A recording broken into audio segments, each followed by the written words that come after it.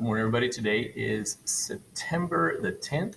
I'm going to talk you through today's, what we're doing today in Thursday's folder for today in class. So the first thing we're doing is get today's folder, Thursday, week 3. You can click on what's going on in the picture today. This is your warm-up. Take a look at the pictures. See if you can figure out what's going on. Ask yourself these 3 questions. What is going on in this picture? What do you see that makes you say that? What more can you find? That is your daily warm-up for today. Back into our folder, we're going to go over this slideshow together. It says, what do professionals say about poise? Learning from the pros. It says, if you feel like you shouldn't be somewhere, fake it. Do it not until you make it, but until you become it. So refresher, poise versus nervous.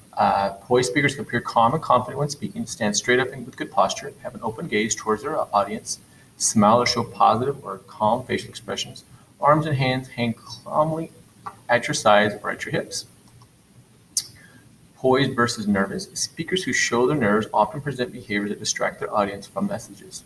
So nervous behaviors may include having a slouched robotic pose, fiddle with their hands, hair, or jewelry, show facial expressions that appear nervous or frightened, look away or make little eye contact with the audience, and say a lot of filler words like or So what you're going to do now is you're going to watch this video by Amy Cuddy. Amy is a professor and a researcher at Harvard Business School, where she studies how nonverbal behavior and snap judgments affect people from the classroom to the boardroom. Her research on body language reveals that we change the way other people's perceptions, and perhaps even our own body chemistry, simply by changing our body positions. So learn about poise and body language from Amy Cuddy by watching this video. Just click on the video and it'll take you right there to it'll start playing right there within the link. You click on there, it's like a 6-minute video, okay? So watch that video. After you watch that video, I want you to answer both of these questions. It says, what are some things about Amy Cuddy says about body language? One thing Amy Cuddy says about body language, and then, another thing Amy Cuddy says about body language. So choose one of those sentence starters. Answer both questions. You get 2 sentence starters there. That's question one. What are some things Amy says about body language? You can use one of the 2 sentence starters to help you. And the second question is, what can you take from this video and use to become a better communicator? One idea for Amy Cuddy is, or blank will make you become a better communicator because. So just basically off of her video, just take the information that you learned about poise and body language and just apply it to those 2 questions, okay? And the last thing we're going to do is we're going to actually, so yesterday you were supposed to have set up your Google site, in which if you did, this slideshow is going to walk you through what information needs to go in there. So on your home tab, the About Me tab, in the title banner, it should say your first and last name, digital portfolio, add a text box with this title, About Me.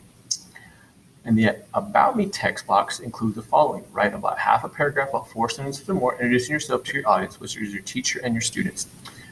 You need to include 1 current picture of yourself and any other pictures of friends and families.